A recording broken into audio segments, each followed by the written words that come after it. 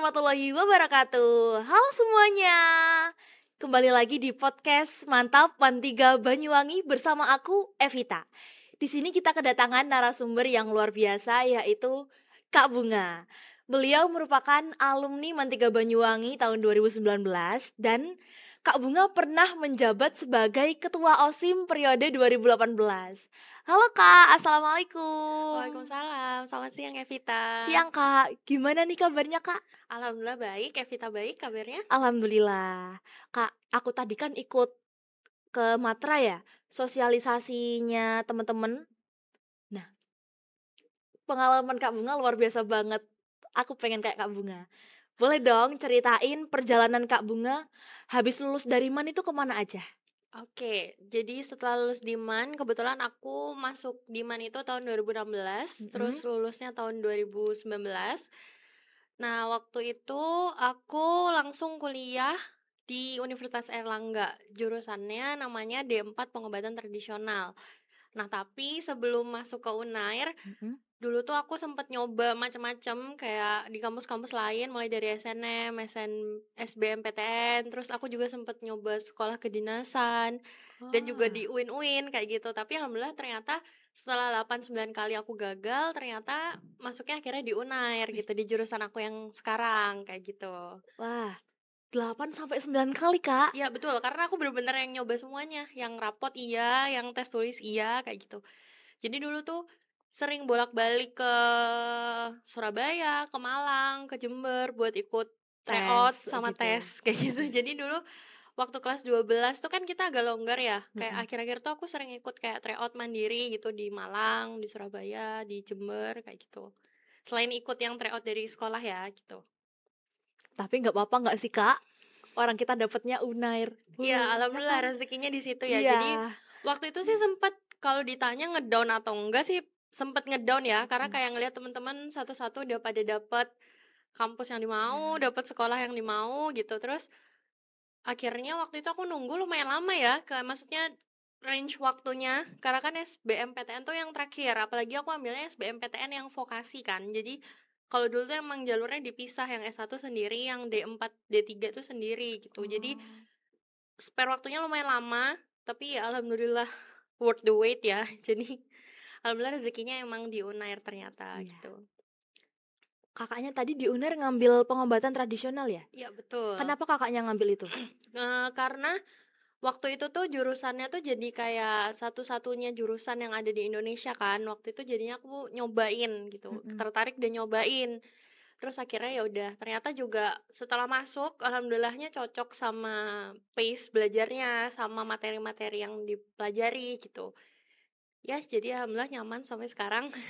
Kalau pengobatan tradisional itu yang dipelajari apa aja sih, Kak, dalamnya?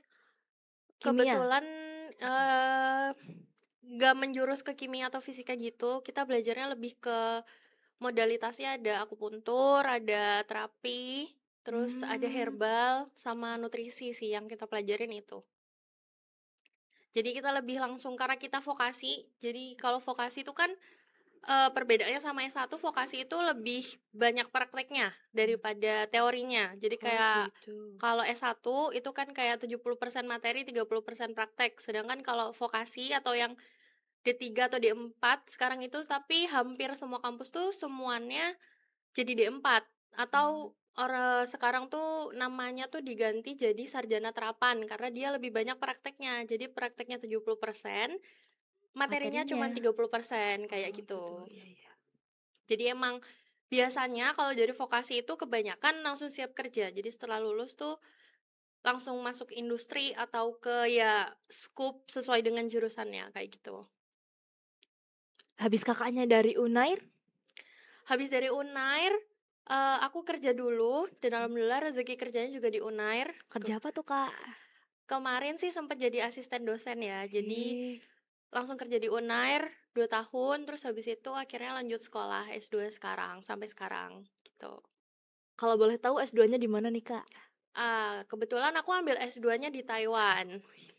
Jadi Keren banget. jadi kemarin mencoba peruntungan untuk ambil sekolah di luar negeri gitu. Mhm. Jadi nyobain karena dengar-dengar informasi dari cutting gitu kan, kalau di Taiwan tuh beasiswanya banyak. Jadi waktu itu nyobain akhirnya, tapi itu juga nggak one shot. Jadi di tahun pertama kayak masih nyoba, terus Iya, ternyata masih belum berhasil di beasiswanya. Terus habis itu tahun kedua nyoba lagi dan alhamdulillahnya rezekinya di tahun kedua dapet kampus dan alhamdulillah. juga beasiswanya gitu. Kenapa Kakaknya kok milih Taiwan buat S2-nya? Karena pilihannya mungkin karena yang aku nyari yang sesuai dengan jurusanku ya. Mhm, Kayak pilihannya mungkin lebih sempit daripada jurusan-jurusan lain.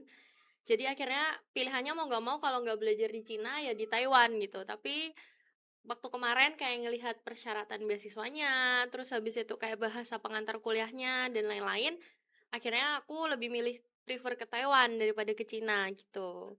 Karena di Taiwan tuh kayak mereka nyediain kelas yang berbahasa Inggris bahasa pengantarnya. Jadi kayak mungkin lebih apa ya istilahnya, kalau kita misalnya mau pakai bahasa Mandarin bisa, tapi kan kita perlu waktu takes time untuk belajar belajarnya ya? lagi nih. Iya. Jadinya karena ada yang bahasa pengantarnya adalah bahasa Inggris, jadi akhirnya aku lebih tertarik ambil di Taiwan daripada Oh di gitu, Cina iya. gitu.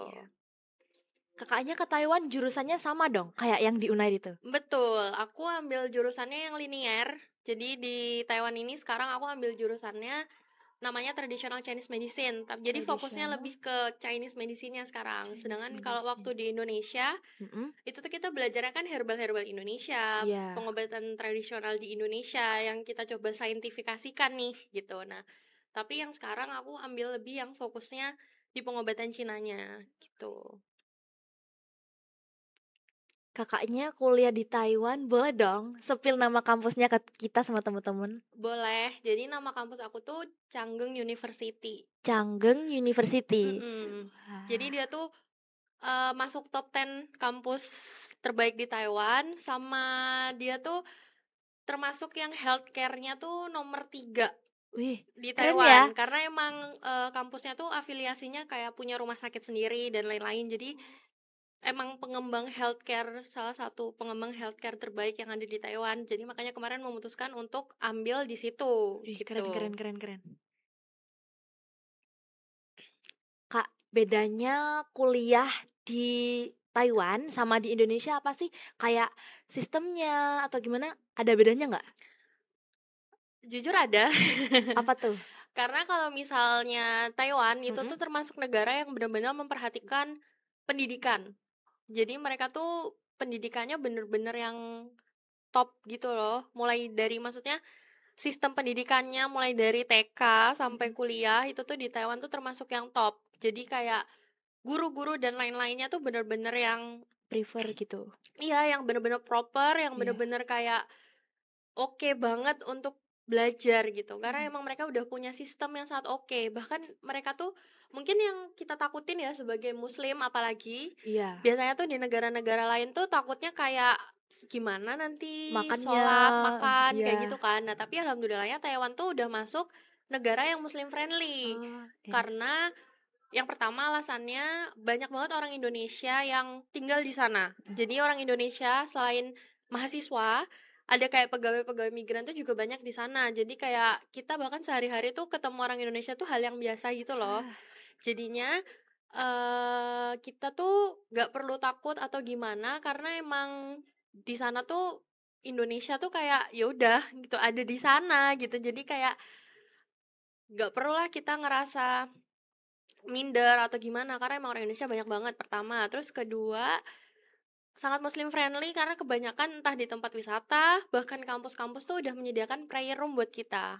Jadi emang nyari masjid sama musola masih susah, nggak segampang di Indonesia yang kayak jalan 5 langkah ada mhm. musola atau masjid, tapi termasuk banyak karena kayak setiap kota pasti mereka punya fasilitas untuk sholat kayak Iya. gitu. Terus kalau makanan halal ada, mereka Mhm. provide, bahkan mereka kayak makanan yang bener-bener berlabel halal gitu ada banyak. Cuman ya emang mungkin nggak sebanyak di Indonesia ya. Mungkin tantangan Iya. pertamanya adalah kalau kita mau makan atau apa tuh kayak lebih effort lagi gitu. Untuk kayak makan, sholat, kayak gitu tuh kita lebih effort lagi untuk mengambil jarak yang lebih jauh daripada kita yang kebiasaan hidup di Indonesia tuh kayak Serba ada, serba ada semuanya nih, ada gitu semuanya ya? halal nih gitu Iya. kan gitu. Tapi pengalaman yang baik yang bisa kita dapat adalah tuh jadi lebih teliti dan lebih kayak, "Oh, iya ya ternyata nggak semua makanan tuh halal," gitu. Iya. Jadi kayak bikin kita lebih belajar untuk lebih selektif gitu. Even sekarang tuh jadinya kebawa sampai sekarang kalau misalnya kayak lagi di Indonesia gitu, kayak mau beli sesuatu tuh kayak bener-bener yang dicek dulu ya. Maksudnya kalau dulu tuh kayak, Udah kebiasaan "Ya ya, ini Kak? halal halal halal," gitu kan kalau Iya dulu. Nah, iya. tapi sekarang tuh jadi kebawa kayak, "Oh, dilihat dulu ini beneran ada label halalnya nggak?" Kayak gitu. Mhm. Jadi mungkin itu ya pengalaman yang ngebentuk kita jadi lebih hati-hati sebagai muslim, mungkin kayak gitu. Yang mungkin terus habis itu juga, hidup jauh ya dari mana-mana meskipun banyak orang Indonesia, tapi mungkin kadang juga akan ngerasa homesick pasti, Iya. karena jauh dari keluarga, jauh dari teman, mulai hidup baru. Tapi tuh menurutku oke banget sih untuk dicoba gitu. Karena kayak di sana tuh bener-bener negara yang aman, kriminalitasnya tuh bener-bener yang rendah. Wah. Jadi bener-bener buat kita lebih disiplin mungkin ya, disiplin waktu, disiplin disiplin semuanya sih, karena bener-bener kita jadinya mengikut sistem yang ada di sana gitu. Oh iya, Kak. Kakaknya itu ke sana ikut beasiswa ya? Beasiswa dari mana? Nah, kebetulan aku dapatnya beasiswa dari profesor aku, dari pembimbing aku. Tapi kalau mau kuliah di Taiwan tuh beasiswa yang bagus, Mhm. itu kebetulan ada beasiswa yang dari Minister of Education-nya mereka. Jadi namanya tuh beasiswa MOE. MOE. Iya, jadi mereka tuh provide beasiswa untuk mahasiswa asing dari seluruh dunia ya. Itu tuh beasiswa yang dari pemerintah. Jadi kayak dapatnya lebih besar, terus habis itu juga dijamin kayak nanti pas ngurus visa dan lain-lain itu gratis gitu. Sedangkan kan Mmm, kalau misalnya kita kayak pakainya beasiswa yang dari profesor atau beasiswa lain selain beasiswa iya. yang dari pemerintah ini, Mhm. kayak kita masih harus bayar visa. Tapi visa ke Taiwan tuh termasuk yang murah karena masih under 1 juta gitu. Oh, Kalau sekarang ya, kalau sekarang tuh iya. under 1 juta terakhir aku tahu itu.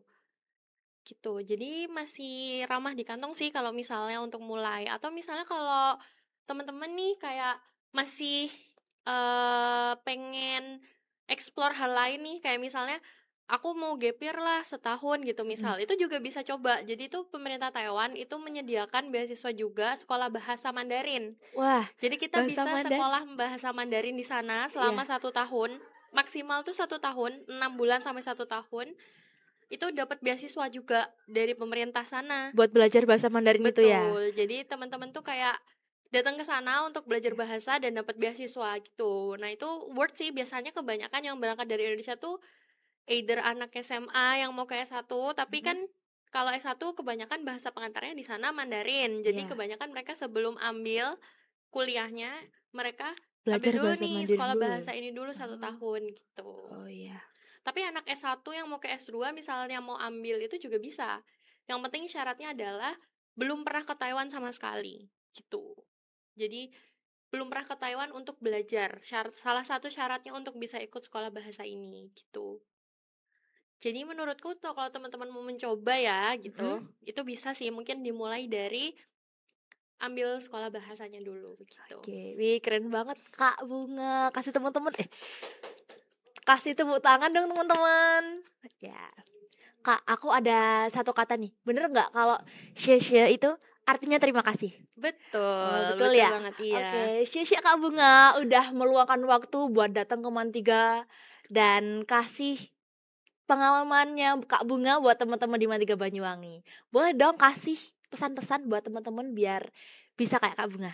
Oke, yang pertama adalah mungkin teman-teman pasti bisa lebih baik daripada aku ya menurutku, karena kualitas sekolahnya sekarang tuh udah bertingkat, meningkat. Jadi harusnya SDM yang di dalamnya bisa lebih oke, lebih Iya. bisa, apa ya, lebih mungkin yang diekspor bisa lebih luas, karena mungkin teman-teman aku yang lain atau Mhm. alumni-alumni yang lain juga pasti punya pengalaman juga. Nah, maka dari itu tuh penting banget untuk bisa tetap connect sama alumni-alumni yang ada gitu kan, siapa tahu mereka punya info, entah info kuliah, entah info-info yang lain kayak gitu. Jadi menurutku teman-teman bisa tetap stay connect nih sama alumni-alumni, terus habis itu juga mumpung masih muda, masih banyak waktunya, dieksplor, jangan gampang menyerah. coba aja semua yang ada di dunia ini gitu, mumpung masih Nah, muda gitu ya. Tapi iya. ya ini dalam konteks hal yang baik-baik ya Iya, teman-teman, hal yang kayak positif ya. bisa mencoba untuk explore dirinya, bisa ikut organisasi atau ikut olimpiade atau mungkin ikut lomba-lomba yang lain gitu. Yang penting disesuaikan sama passion teman masing-masing supaya teman-teman juga ngejalaninnya tuh dengan enjoy, dengan happy.